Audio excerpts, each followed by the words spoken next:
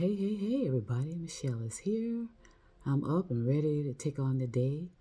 But before I get started and, move on and do what I got to do, I just want to give you a bit of some of the things I'm sensing about the state of our situation, state of our planet, and, what to anticipate and what to consider. How about that? And this is for entertainment purposes only, by the way. So the factors I consider and sense about the state of our planet is there will be from now on, because of how far in we are, there will always be a state of discord, a state of restlessness, a state of unpeace, unharmony in certain regions and at certain times. And each time you hear the disturbance in the planet, how the planet is, the resources are constantly disappearing. And those resources were used to keep the planet intact, to keep the planet stable. Yet, you're gonna either feel the disturbance, you're gonna hear it, or you're gonna see it before your eyes. You're gonna wonder why those chunks of mountains are appearing to split. You're gonna see volcanoes that have been dormant for millennia. All of a sudden, they send out smoke signals of signs of disturbance. The oceans, you're gonna notice the constant surge of water, the constant building of water, and the constant rise of the sea level. You're going to go to certain regions of the planet where the temperatures, because of you're familiar with that region, and you notice the temperatures are different. You're going to notice the trees are different. You're going to notice the animals are different. You're going to always be under the state of an emergency. Be prepared. Be prepared is what the authorities are going to tell you. A storm is coming. A storm is coming. The rain won't stop in certain regions. In certain regions, they will not get a drop of rain. The land is going to dry up in certain regions. In other regions,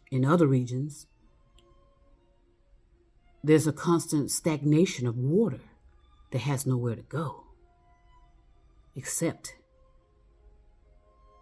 in your front yards and your backyards.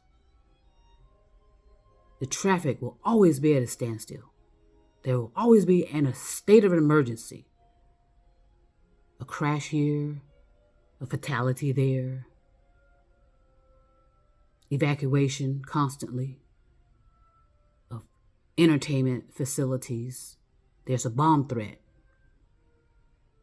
You will be on a constant and continual anxiety. And it's just going to build and build and build. You're going to see the raging fires in front of you, in front of your door. You're going to see the floods coming from your back door. You're going to notice the eruption of the volcano and you have nowhere to go. You're going to see the surging of water and you have nowhere to go.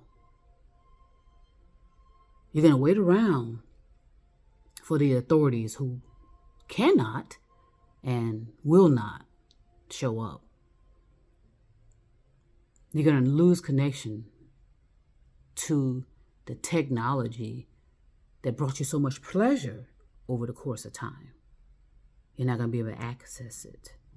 The internet's going to be down. What are you going to do? Those are some of the senses and receiving information about the state of our planet. We've been in a state of emergency, believe it or not, before I was born, and before the majority of everybody else on this planet were born, considering 2023. So the attempts of people that want to blame these people for doing that, or those people, we've been in a state of emergency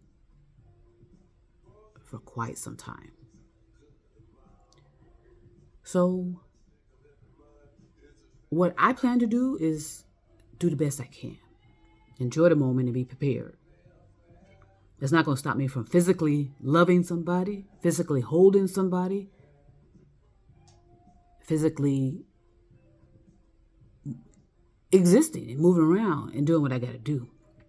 I got to still clean my house. I got to still mow my lawn.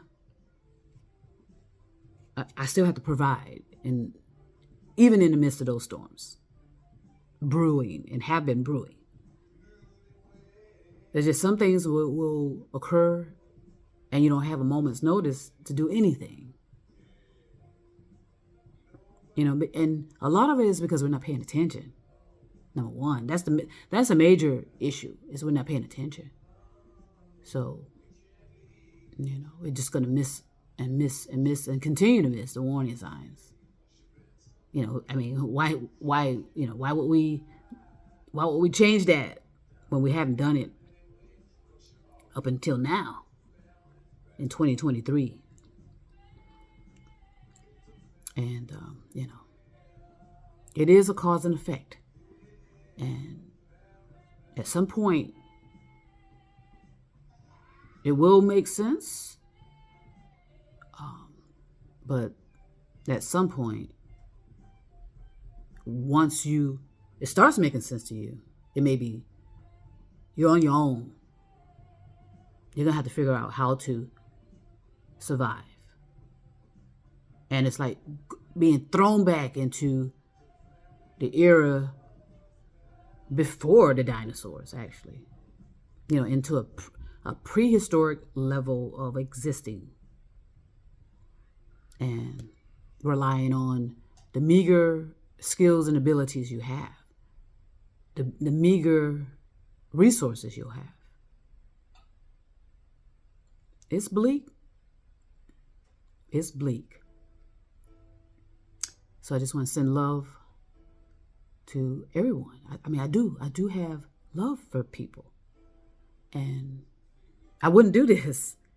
My ego has been gone for a while. Well, not gone. My ego has been sitting to the side of me, in other words, if you want to be literal. But my ego has not been running this show. Otherwise, I wouldn't have been doing this. You know what I mean?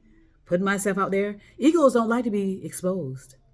Egos always want to be presented in a certain fashion. Want to be always glamorous or handsome and beautiful all the time. Everything, the hair is nice all the time. They always want everything to be in order. And they don't want to make a mistake or look crazy or be called crazy. I've been as transparent as I can think of, but I'm telling you, the ego part of me would not have allowed it. Fear, cowardice stops a lot of people. Appearing to be, you don't want that persona to be exposed, to say, because of our inabilities to say, hey, you know what? I made a mistake, or I did this for financial reasons or financial gains. I did not disclose this information because I needed, and that was greed. It's about greed. I wanted this. I wanted that. I thought if I get a certain type of implant, you know what I'm saying, the women would come running.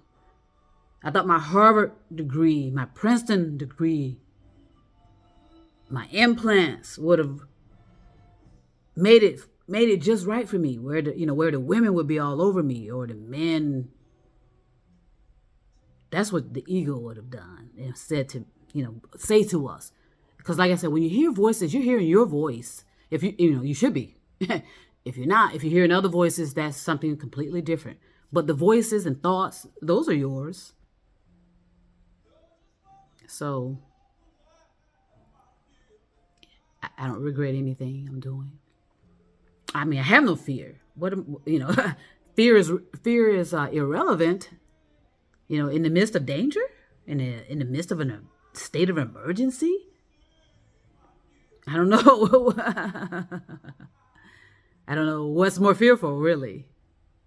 The continued complacency, the continued blame, the continued lies and deception. I don't know. Time will tell. I want to send peace and love, and say, do I do love you? And I do this out of love.